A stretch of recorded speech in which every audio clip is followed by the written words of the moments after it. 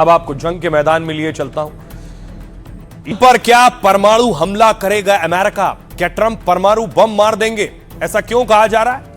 Iran क्योंकि पीछे हटने को तैयार नहीं है। ईरान ने एक और वीडियो अपनी सेना का जारी किया है कि आ जाओ हम तैयार हैं। ट्रंप अपनी सेना भेजने वाले थे, ईरान कह रहा है भेजो हम तैयार हैं। और ईरान ने एक और मिसाइलों की खेप दाग दी है। ट्रंप को लग रहा है कि ईरान के ना हथियार खत्म हो रहे हैं ना ताकत।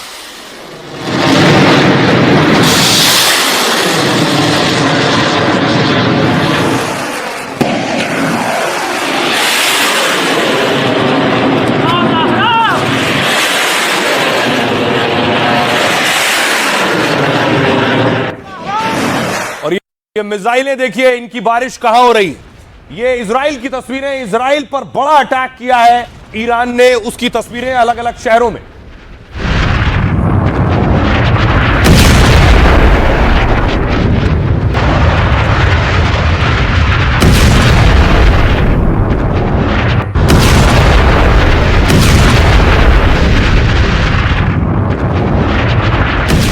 तो ईरान मिसाइल से भी अटैक कर रहा है और ड्रोन से भी अटैक कर रहा है। ये 87वीं खेप ड्रोन की दाग दी है ईरान ने, और ये सारे ड्रोन की बारिश इजराइल और मिडिल ईस्ट पर।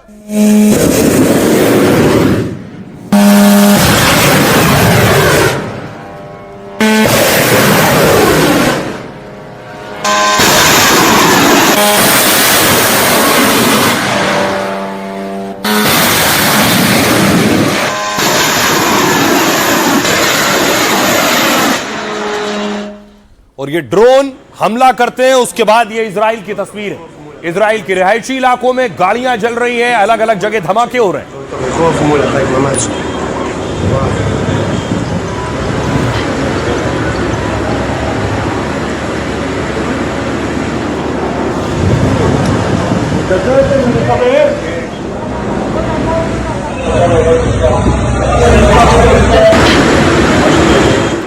सोचिए जरा, पहली बार ऐसा है कि इजराइल में डर और दहशत लोगों में है। ये तस्वीर आप देख रहे हैं, इजराइल के लोग इजराइल छोड़कर जा रहे हैं। लाइन लगी हुई है, इजराइल और मिस्र का बॉर्डर मिलता है। ये इजराइल और मिस्र के बॉर्डर की तस्वीर आप देख रहे हैं। लोग इजराइल से मिस्र में दाखिल होकर दूसरी जगहों को जा रहे हैं। इस स्थिति में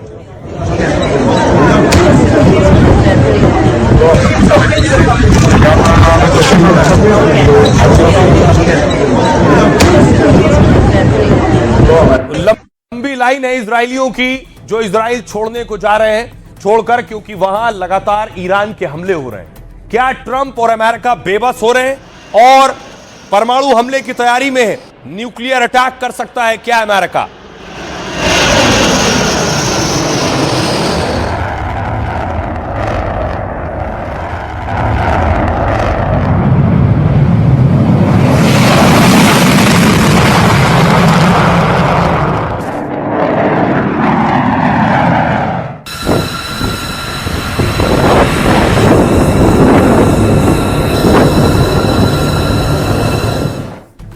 अब देखिए जरा, क्या ट्रंप कर सकते हैं न्यूक्लियर अटैक?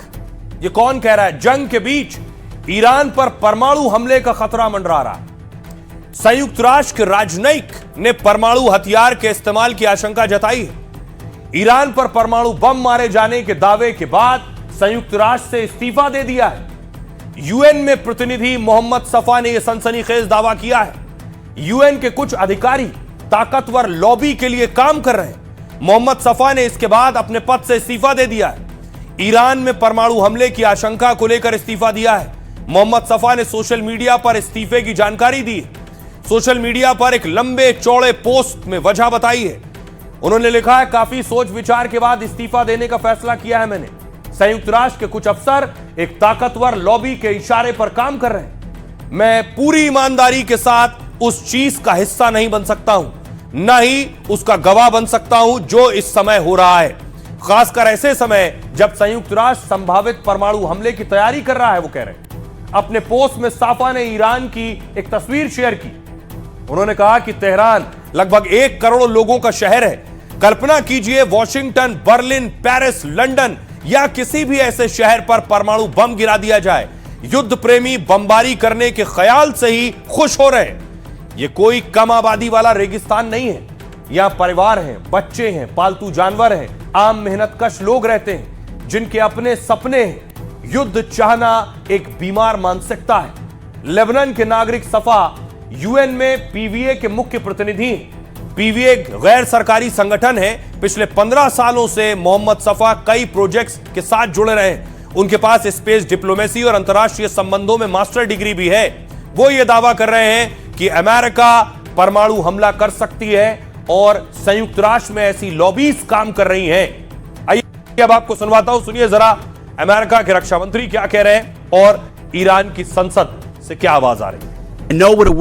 दुनिया कैसी होगी अगर ईरान के पास दुनिया का सबसे खतरनाक हथियार हो। ईरान के पास एक परमाणु हथियार, जैसा कि राष्ट्रपति ने कहा है, ईरान परमाणु बम कभी नहीं बना सकता। हम राष्ट्रपति ट्रंप और इन अमेरिकियों की बदौलत हम जीत के बेहद करीब हैं। हम परमाणु बम बनाने की कोशिश नहीं कर रहे हैं, लेकिन जब वे आकर हम पर बमबारी करेंगे और हमारे खिलाफ परमाणु बम इस्तेमाल करने की धमकी देंगे तो हम खेल के नियमों का पालन नहीं करेंगे। ट्रंप आखिर क्यों परमाणु हमला कर सकते हैं, जो अटकलें लगाई जा रही हैं? क्योंकि लगातार मार खा रहे हैं ईरान से। ये तस्वीर देख रहे हैं, इराक के बेस पर ईरान ने ड्रोन अटैक किया है। एयरपोर्ट पर देख रहे हैं, बेस है।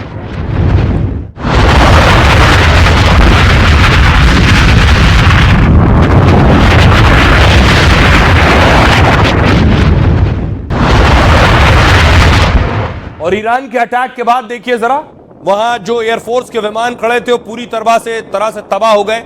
इराकी एयरफोर्स के विमान बताए जा रहे हैं।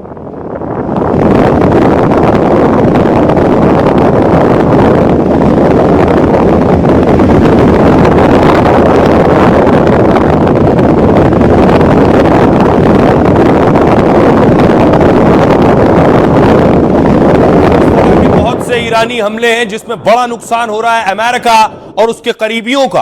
अमेरिका का यह बड़ा नुकसान देखिए, यह कुवैत में अमेरिका के एक सैटेलाइट इमेज में आपको दिखा रहा हूं।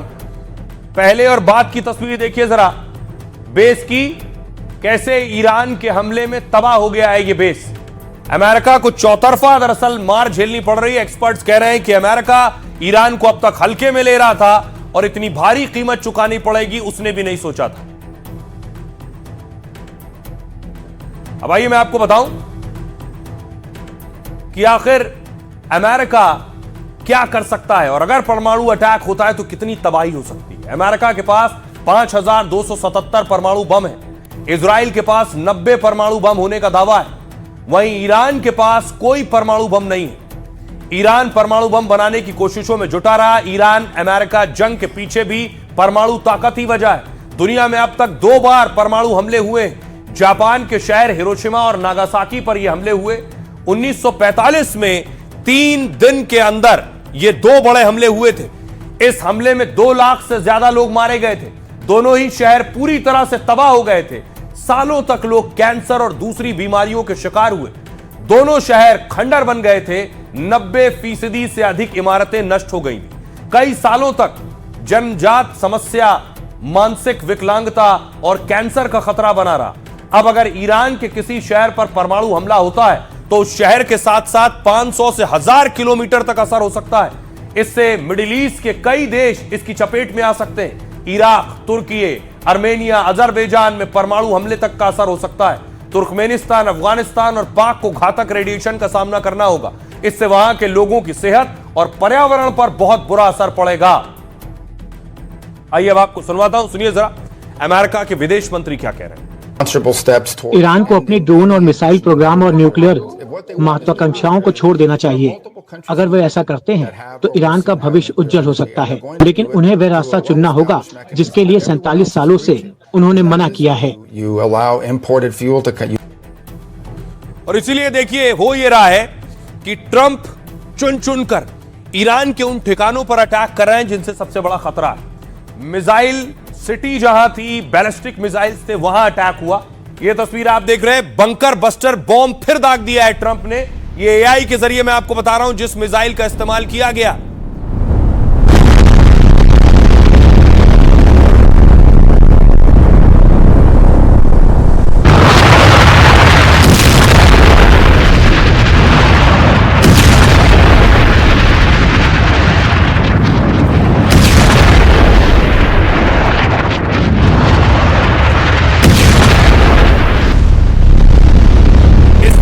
करता है बंकर बस्टर, अंदर जाकर तबाही मचाता है और अंदर अगर मिसाइल रखी हुई है तो पूरे मिसाइल ब्लॉक को बेसमेंट में अंडरग्राउंड कितना ही नीचे कुछ भी छिपाया गया हो, यह अंदर तक जमीन को फाड़ते हुए अटैक करता है और नीचे जो कुछ मौजूद है उसे तबाह कर देता है।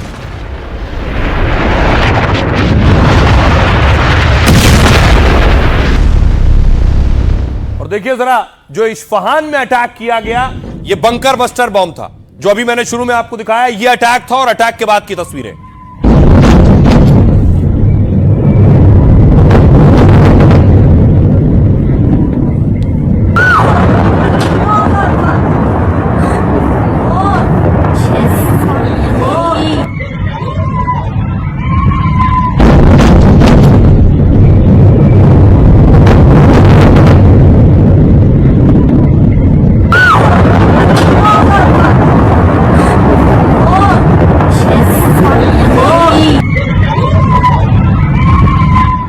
बताया जाता है कि ईरान के हथियार डिपो भी था और यहीं मौजूद हो सकता है ईरान का परमाणु भी।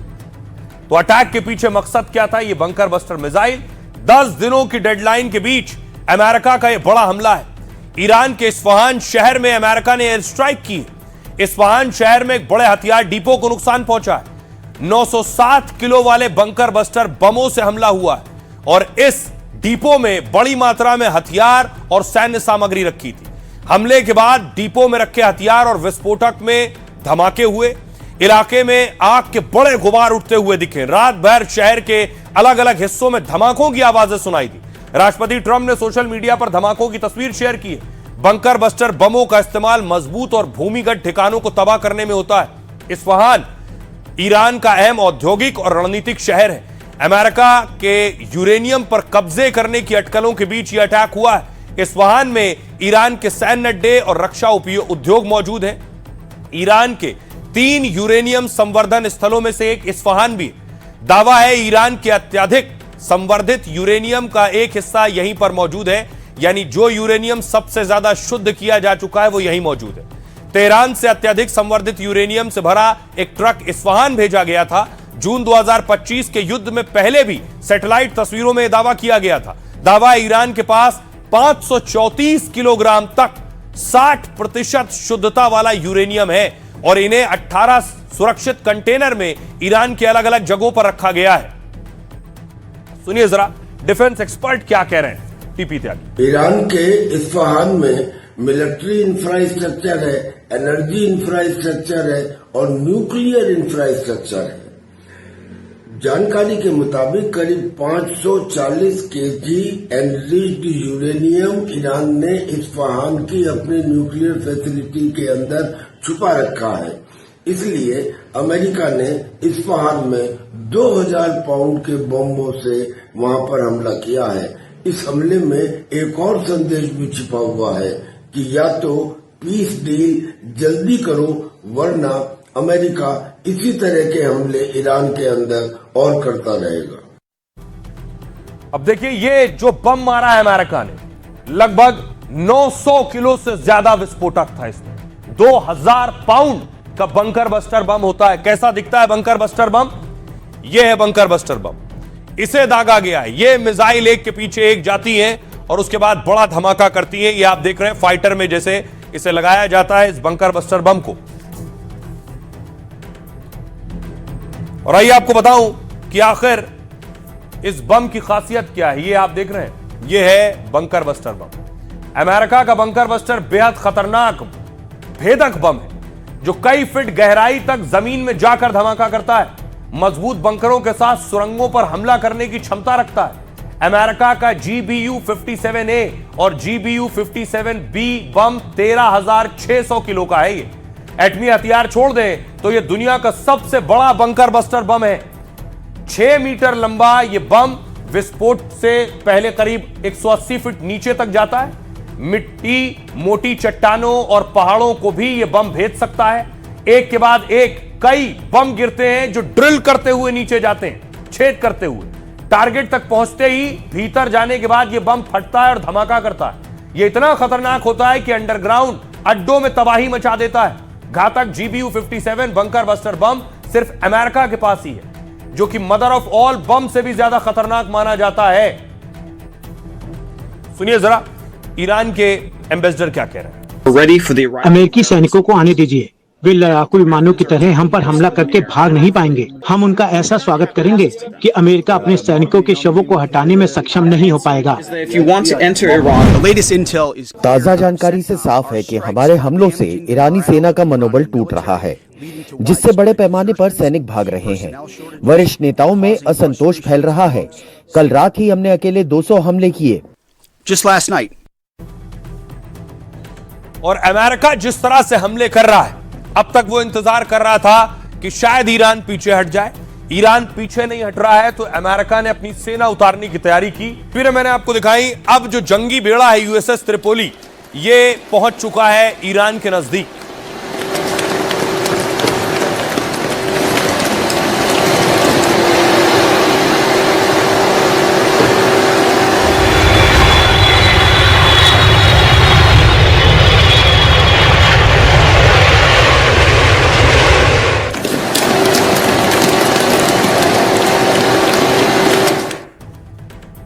अब देखिए जरा, ये है जो आप देख रहे हैं USS त्रिपोली। ये जो USS त्रिपोली है, इसमें ये मरीन कमांडोज होते हैं जो ईरान के नजदीक पहुंच चुका है। हिंद महासागर में USS त्रिपोली तैनात कर दिया गया है। ईरान में ग्राउंड ऑपरेशन की अटकलों के बीच USS त्रिपोली तैनात है। हिंद महासागर में 1800 मरीन के साथ इसे तैनात किया गया। USS त्रिपोली अमेरिकी क्लास का एम्फीबियस असॉल्ट शिप है, यानी इसके जरिए समुद्र से जमीन पर ऑपरेशन कर सकते हैं। 844 फीट लंबे इस युद्धपोत पर करीब 2500 जवान तैनात हो सकते हैं। 32,000 करोड़ रुपए के युद्धपोत से F-35B जैसे जेट उड़ान भरते हैं। 45,000 टन वजनी ये लाइटनिंग कैरियर के नाम से जाना जाता है। मतलब ये ऐसा युद्धपोत है जो सैनिक, हेलीकॉप्टर, लड़ाकू विमान और भारी सैन्य उपकरण लेकर तट से बेहद करीब तक जा सकता है। अमेरिका मिडिल ईस्ट में अतिरिक्त सैनिक भी भेज रहा है। इससे क्षेत्र में सैन्य गतिविधियां तेज हो रही हैं। इस तैनाती को ईरान के खिलाफ जमीनी ऑपरेशन की तैयारी माना जा रहा है। अभी अमेरिकी नौसेना के 12 युद्धक जहाज अरब सागर में, जिनमें USS अब्राहम लिंकन और 8 विध्वंसक पोत शामिल हैं। इसके अलावा लाल सागर में USS गेराल्ड फोर्ड भी तैनात है, जो 2003 के बाद मिडिल ईस्ट में अमेरिका की सबसे बड़ी तैनाती है। और एक्सपर्ट्स का मानना है कि अगर अमेरिका ईरान में अपनी फोर्स उतारता है तो ईरान अपनी सेना दूसरे अरब मुल्कों में उतारकर तबाही मचा सकता है। सुनिए। अमेरिकन आज अगर अमेरिकी सेना उस दिशा में बढ़ते हुए खार्ग द्वीप में प्रवेश करती है तो ईरानी दुबई में प्रवेश कर जाएंगे। तात्कालिक परिमाणों के लिहाज से ये बेहद विनाशकारी होगा, क्योंकि खाड़ी क्षेत्र जो पहले से ही संकट में है, वास्तव में एक कहीं अधिक बड़ी आपदा की ओर बढ़ जाएगा। राष्ट्रपति ट्रंप दुविधा से घिरे हैं। वे अभी पीछे हट सकते हैं, अभी समझौता कर सकते हैं और भारी कीमत चुका सकते हैं। इजराइल को दबाव में ले सकते हैं, सभी प्रकार की सहायता बंद करने की धमकी भी दे सकते हैं। लेकिन ये एक बहुत बड़ी राजनीतिक कीमत होगी। लेकिन फिर भी उनकी राष्ट्रपति पद की कुर्सी बचाई जा सकती है, या वे दूसरा रास्ता भी अपना सकते हैं। सैन्य बल का इस्तेमाल कर युद्ध के मैदान में भी उतर सकते हैं। अब देखिए जरा, अमेरिका अपनी सेना भेजने की तैयारी कर रहा है तो अमेरिका की सेना से लड़ने के लिए पुतिन का कसाई तैयार हो गया है। पुतिन का कसाई कहते हैं इस शख्स को। ये कौन है? यह है कादिरोव। चेचन लड़ाकों का मुखिया है कादिरोव, पुतिन का करीबी है और यूक्रेन में भी लड़ने पहुंचा था रूस की तरफ से। ये आप देख रहे हैं कादिरोव को पुतिन से मिलते हुए।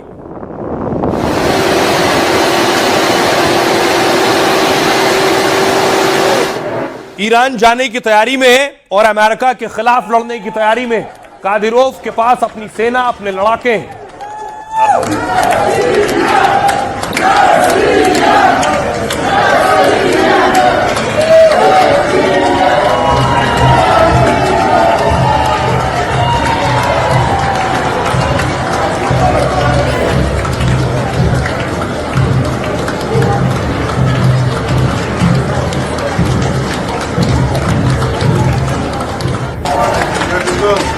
यह है चेचन लड़ाके जो अमेरिकी सेना से लड़ने के लिए तैयार है। ईरान अमेरिका की जंग में अब चेचन लड़ाकों की एंट्री हो गई है। चेचन फोर्स ने कहा है कि वो ईरान के समर्थन में तैनाती के लिए भी तैयार है। चेचन फोर्स ने कहा है कि यह जानकारी ईरानी मीडिया प्रेस टीवी ने अपनी रिपोर्ट में दी है। चेचन लड़ाकों का यह बयान ऐसे समय आया है जब अमेरिका के संभावित जमीनी हमले की अटकलें बढ़ रही। रिपोर्ट के मुताबिक अगर अमेरिका ईरान पर जमीनी हमला करता है तो ईरान के समर्थन में चेचन लड़ाके युद्ध में सीधे उतर सकते हैं। चेचन एक मुस्लिम फौज है जो क्रूरता और निडरता के लिए जानी जाती है।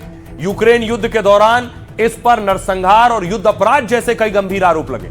यह रूस के चेचन गणराज्य का एक अर्धसैनिक संगठन है और इस सैन्य संगठन की शुरुआत 1990 के दशक में अलगाववादी आंदोलन से हुई थी। तब रमजान कादिरोव के पिता अहमद ने रूस के खिलाफ मोर्चा संभाल लिया था, लेकिन बाद में रूस के साथ मिलकर काम करने लगे।